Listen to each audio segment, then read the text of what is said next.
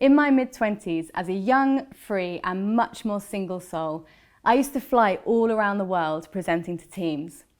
At one point, I didn't even have a home. I just flew from place to place, presenting for weeks on end.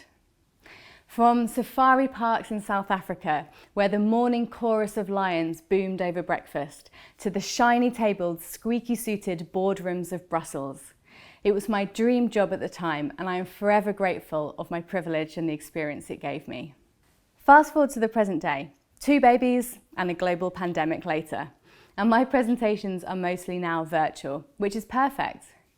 In a single day, I can train teams in Japan, coach a client in my hometown of Bristol, and then present a sales program to USA directors and still get home in time to pick the kids up from nursery. I've been presenting full-time now for 11 years and have clocked up over 10,000 hours of delivery. And I'm not going to lie, now I love presenting. However, it's not always been the case. When you're delivering back-to-back presentations, you experience everything: the good, the bad, and the downright ugly. There were times when I buzzed off my presentations, like when I'd see participants just get it and become confident presenters, like when I closed the biggest deal of my career, or when I got the entire crowd to sing like goats during my wedding speech. That was hilarious and heaps of fun. But there were mega challenging times as well, times when I could have literally hid under a blanket.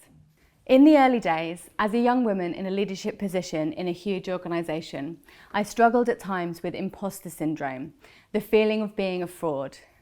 It could be quite debilitating at times, as I kept trying to change myself to fit in. I thought that behaving or acting or even dressing like other people was how I succeeded. And I finally realised that that was the problem. I was never going to be someone else. I was never going to be who they wanted me to be. And I realised that I had to find confidence in being me. Then, coming back to work after having kids, so presenting on no sleep, expressing milk in hotel broom cupboards, and trying to refine myself after not shaving my legs for a year, I felt like I'd lost my identity, and I ended up having panic attacks on stage, trying to tell audiences who I was. In my head, I was no longer Jen, the international businesswoman. I was Jen, the exhausted mother. And I thought that that was not good enough. Again, I had to go through the process of letting go of who I thought I should be and how I should behave, remembering my self-worth and celebrating the love, the resilience and the playfulness that I'd learnt in my new role as mama, instead of hiding from it. I've always been fascinated with psychology, human behaviour and influence. And in my career, I've had the incredible opportunity to coach over 2,500 people, who in turn have opened my eyes to the fact that everyone is the same in their uniqueness. We all have beautiful strengths inside of us, and success is about removing those mental barriers, removing that mask, and letting this energy, who you are at your best, shine.